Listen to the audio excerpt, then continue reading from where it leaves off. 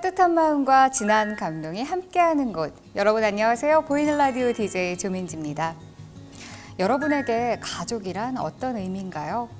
저에게 가족은 언제나 내 곁에 있어주고 때론 아웅다웅할 때도 있지만 또 이 세상 누구보다 든든하고 또 소중한 존재인데요. 오늘 만나볼 사연은 내 목숨과도 바꿀 수 없는 소중한 가족을 지켜준 그 고마운 은인들의 이야기입니다. 어떤 이야기가 준비되어 있을지 궁금한데요. 지금 함께 보시죠.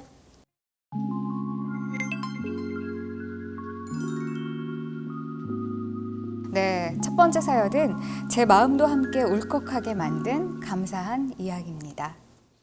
안산지청 서민욱 검사님께 전달된 감사 편지인데요. 자, 이 편지는 안타깝게 생을 달리하신 피해자의 아드님이 작성을 해주셨습니다. 이 사건의 피고인은 현재 고인이 된 피해자의 회사 격리 부장이었는데요. 그 피고인은 회사의 동의 없이 약 5년 동안 무려 50억 원 상당의 전자어음을 임의로 발행했고 또 개인적인 용도로까지 사용을 했다고 해요. 피해자는 회사의 동의 없이 그 50억 원의 빚을 만든 셈이죠. 이에 피해자는 불구속 기소됐는데요. 자신의 불법 행위를 반성하기는커녕 공판에서 범행 일체를 또 부인했다고 합니다. 순식간에 믿었던 직원에게 배신을 당하고 또 큰 금액의 전자어음까지 떠안게 된 피해자는 결국 엄청난 스트레스로 재판 진행 과정에서 돌아가셨다고 해요.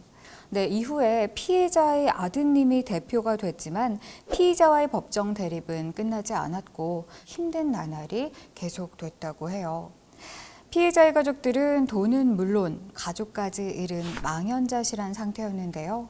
가족들의 억울함을 풀어주기 위해서 모든 기록을 꼼꼼하게 검토를 하시고 또 추가 증거까지 수집하는 등 여러 노력을 계속하셨다고 합니다. 마침내 지난해 피의자에게 징역 3년의 실형 선고를 이끌어냈습니다. 피의자에게 징역 선고가 내려졌던 그날 피해자의 아드님은 눈물을 보이셨다고 해요. 피고인에 의해 세무조사까지 받으며 너무 억울해서 제 아이들을 놔두고 나쁜 생각까지 했었는데 판사님이 판결문을 읽으실 때 서민욱 검사님만 보고 한없이 울었습니다. 억울한 저와 아버지를 위해 귀중한 시간을 내주신 덕분에 가능한 일이었습니다. 네. 편지 속에서는 그 말로 다 표현할 수 없는 당시의 절박함 또 벅찬 감사의 마음이 저에게도 와 닿는데요. 같은 마음을 느낀 많은 분들이 또 댓글로 공감과 응원을 전해주셨습니다. 함께 보시죠.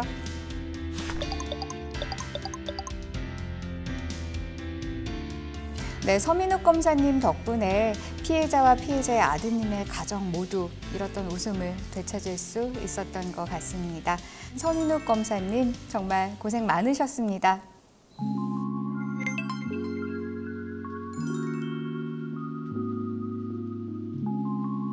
네, 이번 사연은 특별한 두 분과 함께합니다. 네, 보라 초대석 대구지검 상주지청 김만수 반장님, 김진한 행정관님 나와주셨습니다. 안녕하세요. 안녕하세요. 네, 소개 부탁드릴게요.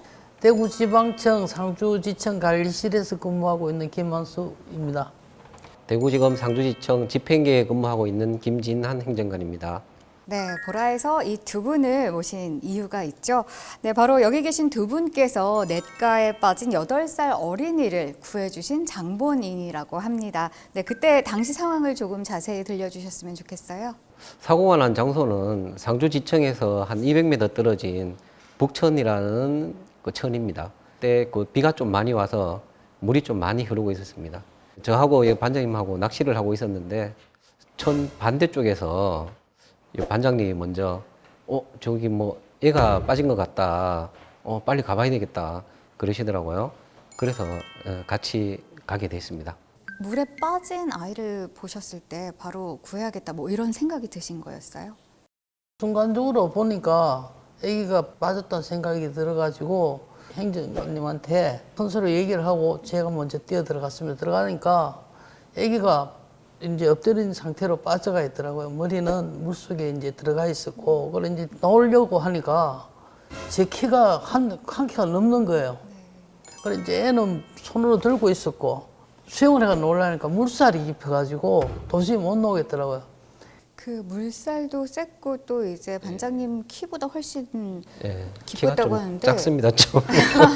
그 수심이 어느 정도 되는 곳이었어요? 한 2m 정도는 될 것 같았습니다. 그 물살이 세면 조금 위험하기도 했을 텐데 어떠셨어요? 처음에는 거기가 물살이 뭐 그 정도 셀 줄도 몰랐었고 평상시는 애들도 들어가던 곳이니까 몰랐었는데 처음에는 애기가 장난을 치는 줄 알았어요. 저도요. 얼마 전에 공사했던 곳이라 가지고 하천 정비를 해서 공사를 했던 물살이 바뀌다 보니까 거기가 많이 깊었던 것 같습니다. 근데 저도 들어가는 순간 아 이거 못 나오겠구나 싶은 생각도 확 들더라고요.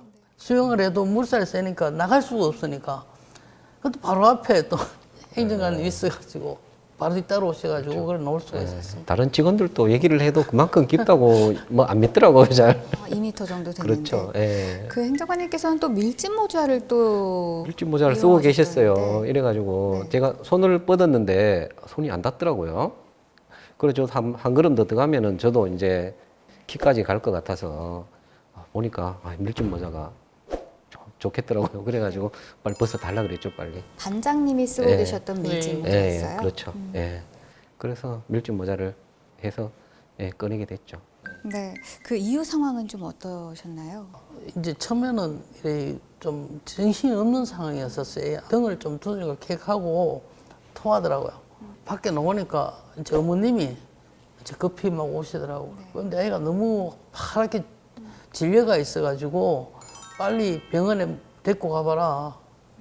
애기 놀랬으니까 그래 인사를 하고 그냥 이제 후송 조치가 된 거로 그래. 얘가 또 나오면서 정신이 드니까 또 슬리퍼를 찾더라고요. 아, 슬리퍼를 그러면은 예. 찾으러 물에 예, 예. 들어 슬리퍼가 두 개가 쫙 이때 내려가고 있더라고요. 물 속에요. 예. 아, 그렇구나. 그 아이 부모님도 굉장히 놀라셨을 것 같은데 어떠셨어요? 그렇죠. 많이 놀라셨죠. 그래가지고 바로 뭐 병원에 데리고 가니라고 뭐 검찰청 직원이라고 뭐 알리는 거는 좀 그런 것 같아가지고 그런 말씀을 안 드리고 거기서 뭐 애와 병원에 데리고 가라고 그런 상황 종료됐습니다. 네, 위급한 상황에서 아이를 구하기 위해서 그 목숨을 걸고 함께 해주신 두 분, 네, 정말 대단하다는 생각이 듭니다. 두 분의 용기 있는 행동에 정말 많은 분들이 칭찬과 응원의 댓글도 많이 보내주셨어요. 네, 함께 보고 올까요?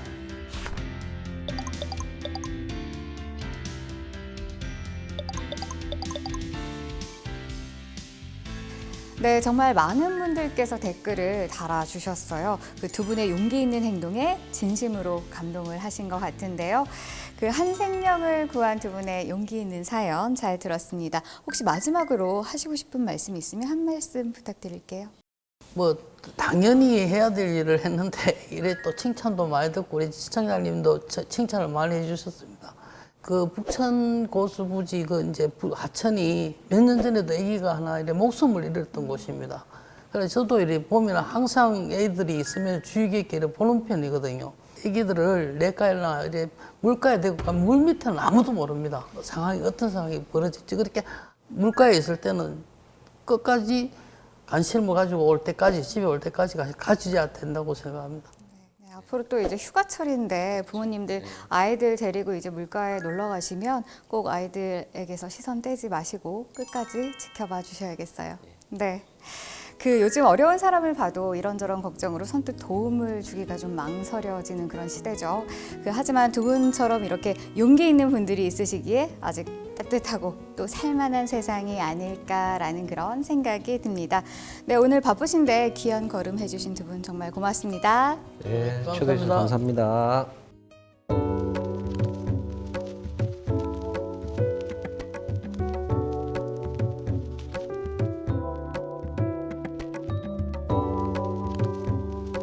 네, 오늘 만나본 사연은 유독 큰 울림이 남는데요. 만일 서민우 검사님의 끈질긴 노력이 없었다면, 그리고 김만수 반장님과 김진한 행정관님의 용기가 없었다면 정말 상상하기도 싫을 만큼 큰 아픔이 있었을지도 모르겠습니다. 대한민국 국민 여러분의 소중한 가족을 지키기 위한 검찰의 노력은 앞으로도 계속됩니다. 이번 시간 보이는 라디오에서 준비한 사연은 여기까지입니다. 네, 다음 시간에 더 따뜻한 이야기로 돌아올게요. 여러분 고맙습니다.